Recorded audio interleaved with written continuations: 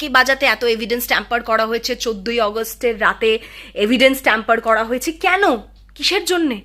তো তখনই সঠিক সুবিচার হবে যখন প্রত্যেকটা মেন যারা কালপ্রিট, তার সাথে ওর মার্ডারের সাথে যুক্ত ছিল, আর সবচেয়ে বড় কথা, তার থেকেও বড় কথা, এভিডেন্স ট্যাম্পারিংয়ের যে যারা আসল মূল কারণ তারাও যদি কাঠঘোড়ায় দাঁড়ায় আর তাদের এগেনস্টেও যদি বিচার হয়, শাস্তি হয় তাদের, তাহলেই সুবিচার পাবে। কারণ কি, আমার মনে হয় না যে মাথা যদি ইনস্ট্রাকশন না দেয়, তাদের বলে না ঘাড়ে দুটো মাথা নেই, যে সেইটা তারা পালন করবে।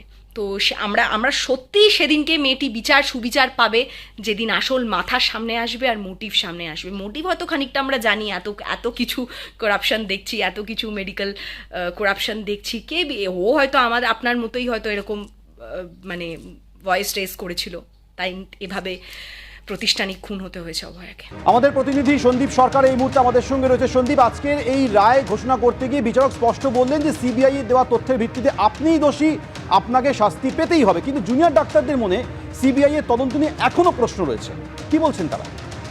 একেবারে তাই। পশ্চিমবঙ্গ জুনিয়র ডাক্তার ফ্রন্টের তরফ থেকে আজকে আমরা দেখলাম যে শিয়ালদা আদালতের বাইরে তারা লিফলেট বিলি করলেন। কি সেই লিফলেট?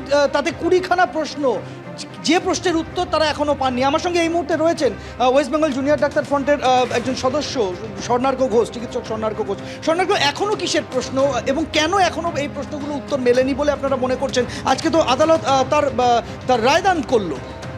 দেখুন, আমরা দেখলাম যে আজকে আদালতে রায়দান হলো।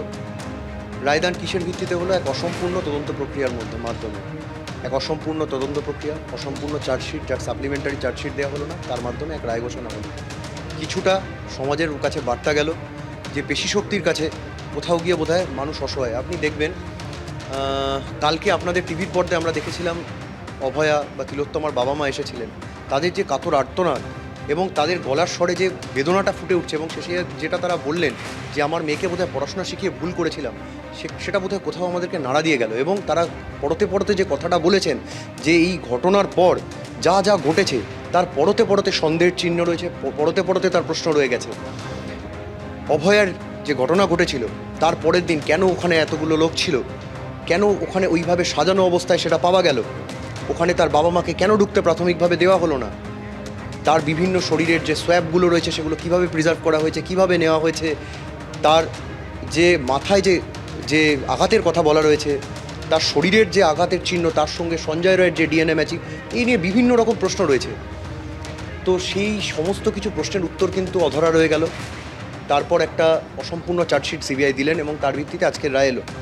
এখানেই যে সব শেষ হয়ে যাচ্ছে এরকম নয়, লড়াই আন্দোলন চলবে, তার বাবা মা এখনও আইনি লড়াইয়ের পথে রয়েছেন, আমরা সর্বতোভাবে তাদের পাশে রয়েছি। কিন্তু কোথাও একটা গিয়ে আমাদের হতাশা, ক্ষোভ সব কিছু সম্মিলিত এক প্রতিক্রিয়া তৈরি হচ্ছে। কারণ আমরা ভেবেছিলাম যে এই রকম একটা ঘটনা, যেখানে এরকম এক নক্কারজনক ইনস্টিটিউশনাল মার্ডারের অভিযোগ উঠেছে, যেখানে দীর্ঘদিন ধরে সমাজে এবং কলেজের ক্যাম্পাসগুলোর ভিতরে থ্রেড কালচার চালানো যে লোকরা, যারা দুর্নীতির চূড়ায় বসে রয়েছে, তাদের এক চূড়ান্ত পেশিশক্তির নিদর্শন রয়েছে, সেই রকম এক ক্ষেত্রে এইরকম এক অসম্পূর্ণ রায় আসবে বা অসম্পূর্ণ তদন্ত প্রক্রিয়া হবে, এটা আমরা কোথাও ভাবিনি। সেই জন্যে যে প্রশ্নগুলোর এখন আমরা উত্তর পাইনি, সেগুলো নিয়ে যেরকম আপনাদের বিভিন্ন টিভির মিডিয়ার পর্দায় উঠে আসছে, আমরাও মনে করি যে সাধারণ মানুষের মধ্যে সেই প্রশ্নগুলো জাগানো প্রয়োজন।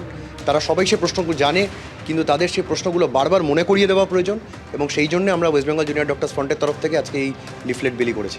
সেই প্রশ্নের উত্তর আদৌ পাওয়া যাবে কিনা, পাওয়া গেলে কবে পাওয়া যাবে, এবং সেই উত্তর পেতে চাইছেন আন্দোলনকারীরা এবং তার ওই নিহত তরুণী চিকিৎসকের সহকর্মী, সহযোদ্ধারা।